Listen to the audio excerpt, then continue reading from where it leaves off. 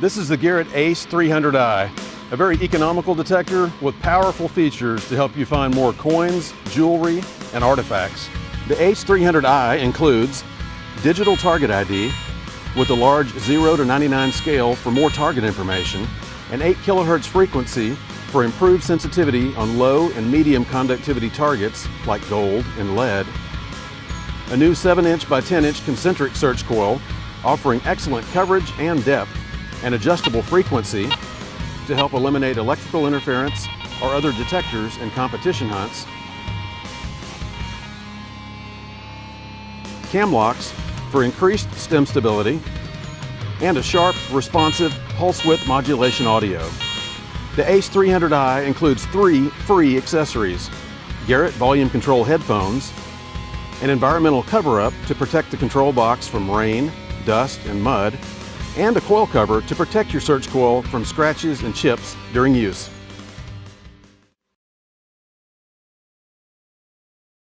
Assembly of your new Ace detector is very simple. Loosen the lower cam lock and extend the lower stem.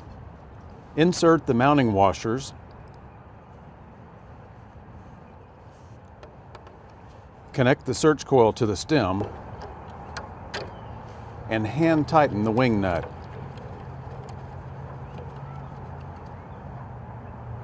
Loosen the upper cam lock. Insert the S stem with the control housing.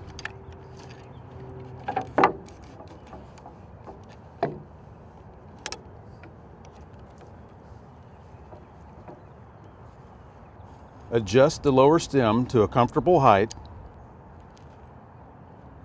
and hand tighten the cam locks. Wrap the coil cable snugly around the stem with the first turn over the stem. Insert the coil connector into the control housing connector and hand tighten. The arm cuff can be adjusted by removing the screw on the bottom and mounting the 2-piece cuff to the other hole.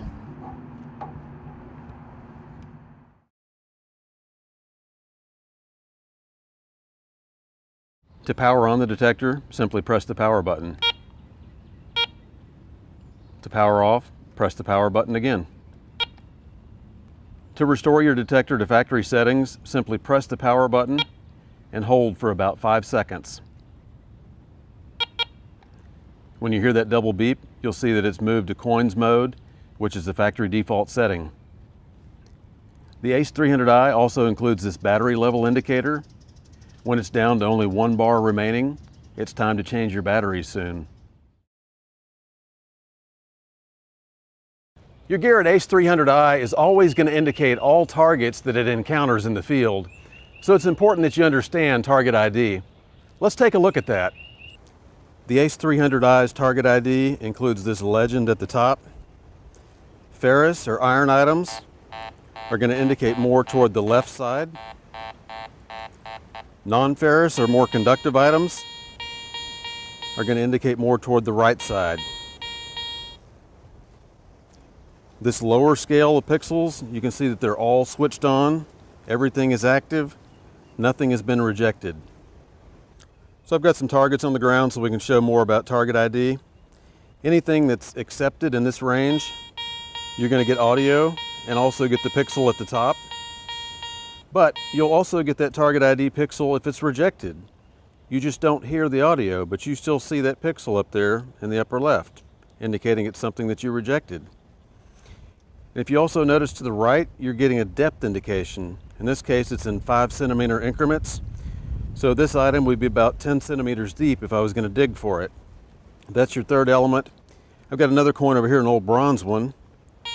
It's accepted. And you'll notice the 2-digit digital target ID number at the bottom.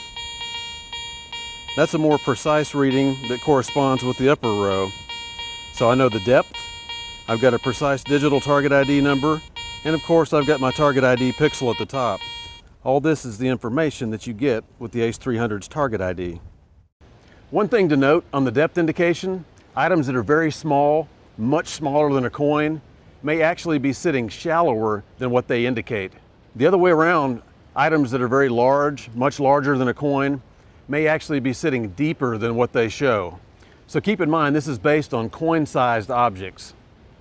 Also, for your digital target ID, it's important to note, keep your target centered. Keep the coil very level, keep your swing very even and flat above the target, and you're going to get a more consistent and more precise target ID.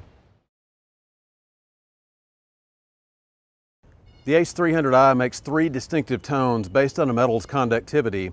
So I've got some targets on the ground here. I've got a steel washer, I've got a little piece of aluminum foil, and I got a silver coin. So let's listen to the 3 different tones that we get, the low tone, the mid tone, and the high tone as we go over these targets. Okay, our first target, the steel washer, we're gonna get a low tone, and that's for anything with a digital target ID reading from 0 to 32. Our foil over here is gonna give us a medium tone. That's for anything reading from 33 to 75, like that. And as we get over here to this high tone item, that's gonna be 75 or higher on a target. That's gonna produce a high tone. So we've got our high tone target, our bell tone, our mid tone sound like that, and our low tone.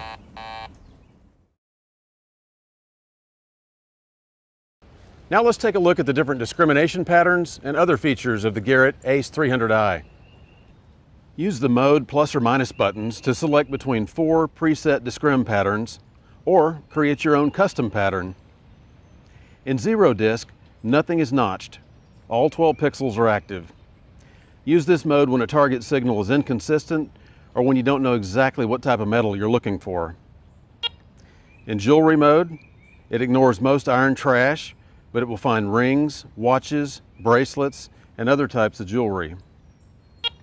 In custom mode, you can set your own discrimination pattern, and if you turn the machine off and then turn it back on again, it'll remember the pattern that you set there. Relics mode eliminates most small iron, but it keeps lead, brass, bronze, and other lower conductors in play. Coins mode is designed to find all types of coins and eliminate common trash like foil, iron, and pull tabs. Be aware that some small jewelry could be ignored in this pattern, however.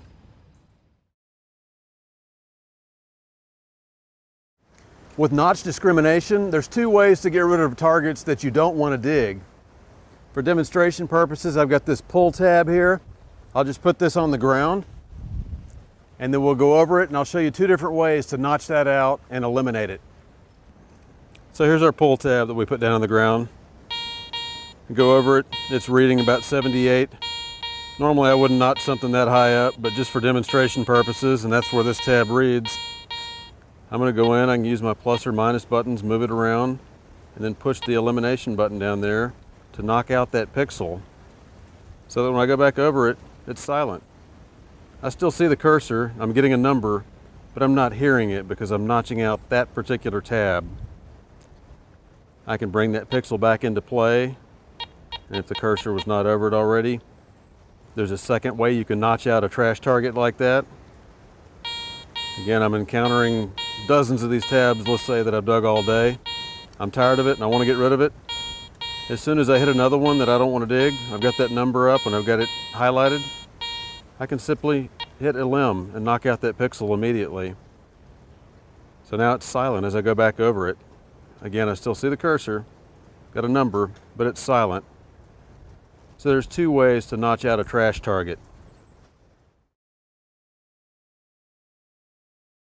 There are 4 minor frequency adjustments that you can use in order to minimize interference caused by electrical sources or by other metal detectors.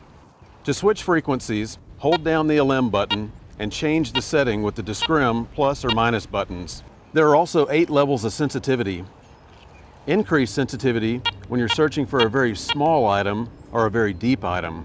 Decrease your sensitivity level when the detector is behaving erratically due to excessive metal trash or highly mineralized grounds.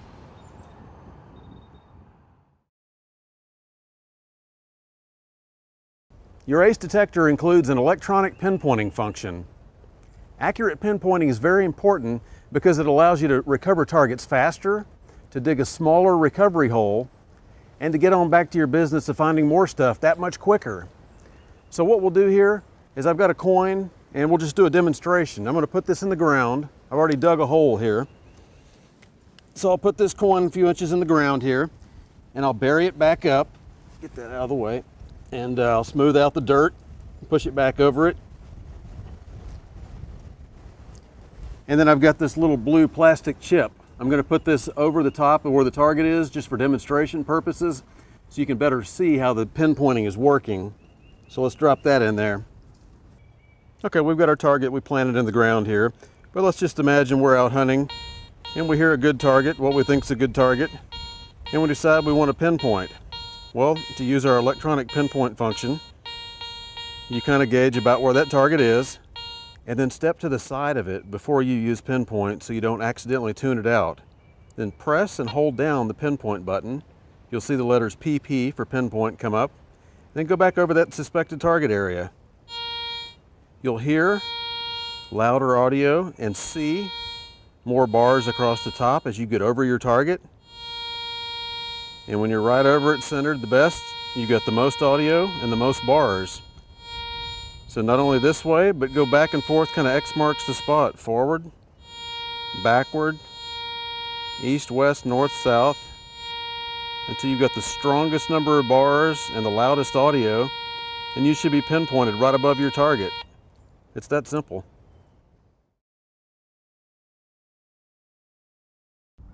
To better understand your Garrett Ace 300i, it's recommended to do some bench testing. It doesn't have to be a bench like this, but you want a place where you can keep the coil flat and level for your target swinging, keep the coil away from any metal, and away from any electrical interference. I have it set in 0 disc mode, and I've got a variety of targets here, so we can hear low, mid, and high tones. First off, I've got a steel washer, low tone, kind of low numbers there. Here's another iron object, it's a square nail. Numbers are kind of low. I'm swinging it to the coil this direction, but if you notice when I turn it and come back, now the numbers are jumping all over the place. That's a characteristic of iron. So it's important things like this you can learn during bench testing. Target orientation comes into play as well as conductivity. Here's a piece of foil. You'll find this in parks like this everywhere, all sizes. This particular piece, it's a mid-tone sound. Again, a bigger piece might be a little bit bigger number, might be a different sound if it jumps up higher. Here's a small, thin gold ring. That's jumped up into the high tone. Again, gold rings will be all over the range depending on their size and how thick they are. Here's a pull tab, big thing to find in the parks. 78, so if you dig a whole bunch of them like this, you can notch it out, but that's where that reads. Let's go to a small silver coin. High 80s, a little bit larger silver coin, higher up in the 90s. So you can get an idea based on size and thickness of targets, how it can change the numbers a little bit, how orientation changes them. The next step you can do from this is move from your bench testing or your air testing to actual dirt testing. Create yourself a test plot, make sure the soil is clear of all metal, dig around, get it out with your pinpointer until it's clear, and then bury some of these targets and go over them again at different depths and see, does the audio change? Does the number change? Change the orientation from a flat orientation to laying straight up on end. The more you do, the more you dig, the more you test like this, the more you'll learn your target ID on your detector, and the better you're going to be when you get in the field like this digging real targets. Good luck to you. Here's a few search tips to use with your Ace 300i. First, keep the coil close to the soil at all times and swing it very level for the best results. Walk slowly in a straight line, swinging the search coil side to side at a rate of about 2 to 5 feet per second. Overlap the coil by half its length over each search area. When your battery level indicator shows 1 bar remaining, it's time to change batteries. Nickel metal hydride rechargeable batteries can be used, but they may have shorter life per charge than standard alkaline batteries. 1.5 volt lithium batteries can also be used, but 3.7 volt lithium batteries will damage the detector and should not be used. Access the batteries by sliding the cover off the control housing. Remove the batteries when the detector will be stored more than 30 days. Avoid extreme temperatures, such as storing detectors in car trunks during the summer or in sub-freezing weather. Periodically disassemble your detector and clean the stems, control housing, and search coil with a damp cloth. This environmental cover-up helps protect your control housing electronics from dust, mud, and rain. Protect your search coil from scratches and chips by installing a Garrett coil cover.